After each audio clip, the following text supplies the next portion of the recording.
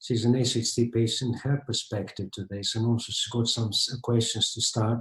We must finish by 15 minutes past 3, so we have about 17 minutes, and there are multiple questions, but I will try to bundle them afterwards and address as many as possible. Rachel. Hi, good afternoon. Thank you very much for inviting me to talk today, Professor Gatsoulis. Obviously, I'm a mum to a 17-year-old severely disabled child who depends on me for all of her care needs. And like any other mum who has a dependent child, one of the issues, of course, is how we self-isolate from a child if they develop COVID or vice versa. In terms of like protective equipment, masks, etc., which I know you mentioned in one of your slides referring to breastfeeding, there's obviously stories about about the masks being limited. Is that an issue? It is obviously a real issue for you, Rachel. I think the best thing that you can do is to physically distance yourself from exposure and thus protect your teenager daughter. Obviously, how can you do this? If you need to go shopping, you need to do certain things, you need to go out, maybe in Yorkshire you have some more space and you're not in a crowded area. But I think you need to recruit all possible help to protect yourself so then you can protect your daughter from exposure to COVID. I think that would be my advice. I think for the face mask, in general, their use is controversial. We don't have any guidance at present. And some of the studies are small numbers and conflicting. I think the advice about breastfeeding refers to obviously infants. The risk of running into trouble with a COVID infection is very small. I think it's different for you. So I think my advice, personal advice to you, Rachel, is to protect yourself as much as possible and you have all the help that you can get to achieve that. Okay. So the next question I have relates to the exercise and social distancing. And I know what you say about physical distancing. For me, being able to go out and exercise is obviously really important, both in terms of mental health and physical health. And the problem that occurs, of course, is that cyclists and runners, unfortunately, don't keep that physical distance that is necessary. So I was wondering how much at risk we are by actually still going out. And I noticed what Massimo was talking about in terms of social distancing and whether in Italy people were still able to go out walking with congenital heart disease. Let's hear what Massimo and Paolo have to say. Perhaps I don't want to monopolize the discussion. Here in Italy, there is the common statement is that people are not allowed to go for walking. Up to now, the government has given very precise direction about it, so it's not possible for to go for a walk without a specific motivation, or you can go for running and so on. So up to now, at least until the 13th of April, that's the statement. Because now, of course, it is a matter of priorities. Now, up to now, we were facing a lot of people dying, so the priority was to make some to relieve the pressure on the hospital, just closing everything, just to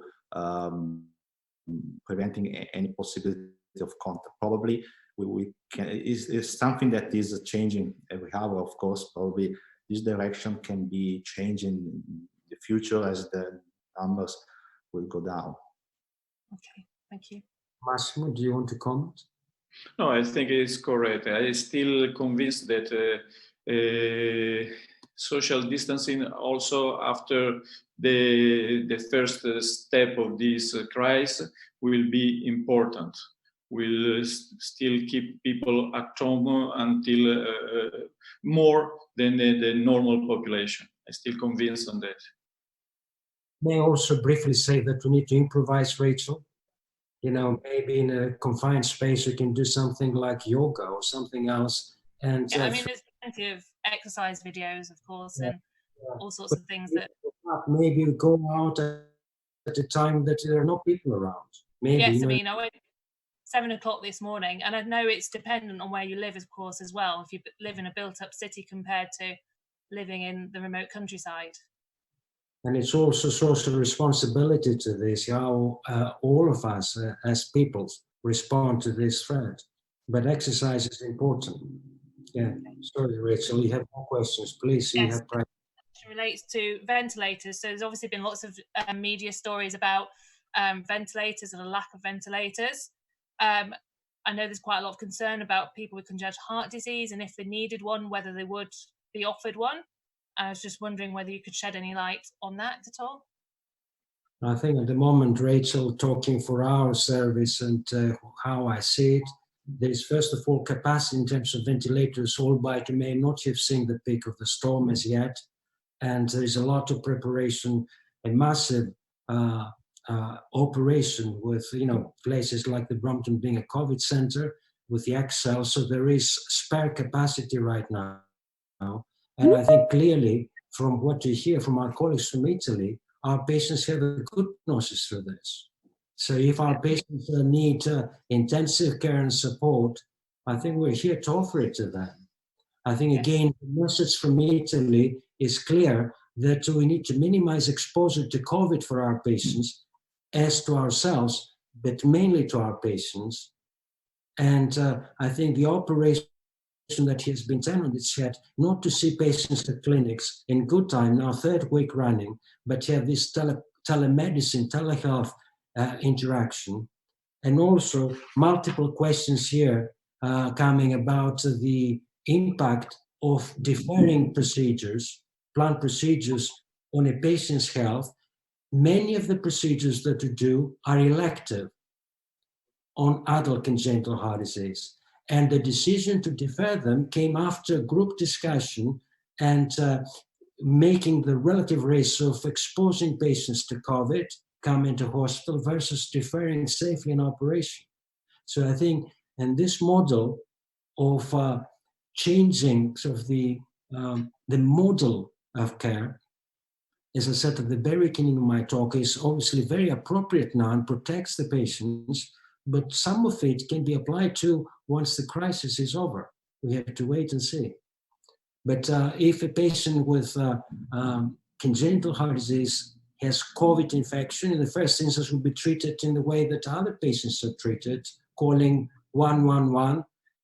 Here from Bergamo, this is a very positive sign that 88 patients were managed in the community, including 2 Fontan patients, and we had 3 patients with systemic RV. So I think that's very positive. And again, you can see the confusion about kind of the messages. Who is the high risk versus the moderate risk and what to do with it.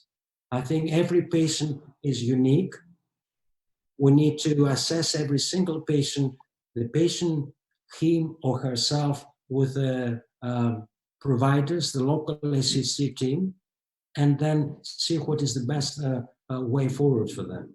But, the infrastructure is here. We're here to support the patients. You're not neglected through this. I think that just leads to one final question, which relates to, obviously, which specific hospital we should go to. If there was an issue and we did deteriorate and we had to obviously go into hospital, I think there's concern about making sure perhaps we go to a hospital with an actual congenital heart disease unit as opposed to the more local hospital. I think, again, you need to see the individual patient, the circumstances, Rachel. Some of the advice can be sort of provided by telehealth, either with the patient directly in some of the micromanagement, as opposed to bring the patient to a COVID risk environment, or with the local providers. So, for example, you're a patient of ours, if you needed, let's say, management of arrhythmia, for example, Rachel, I would be very hesitant against bringing you to the Brompton, albeit it's a long journey. I would find alternative means to manage you and protect you from getting COVID. And there are ways of doing it. But if you must come to the tertiary center and we get an admission of a patient, there's this very high selected population that need urgent HHD care, then we have a green zone as much as you can fence it, as Massimo implied. It's a green zone, and that patient is with us from yesterday.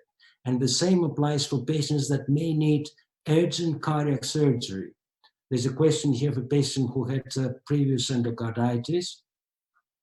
Just to answer this at the same time, what would happen if they get COVID infection? COVID is not endocarditis, and the majority of patients have a very mild clinical profile. But if that patient, let's say, gets endocarditis, not from COVID or not, and needs urgent surgery, we have Herefel, which is the designated center to accommodate. But we have to balance this against the risk of exposing you or any patient to COVID. So it has to be individualized. And we have round the clock, 24/7 team from us, the surgeons, the hospital, to look at it and support the patients. Okay, thank you, Professor Gatsoulis. I think that's the end of my questions.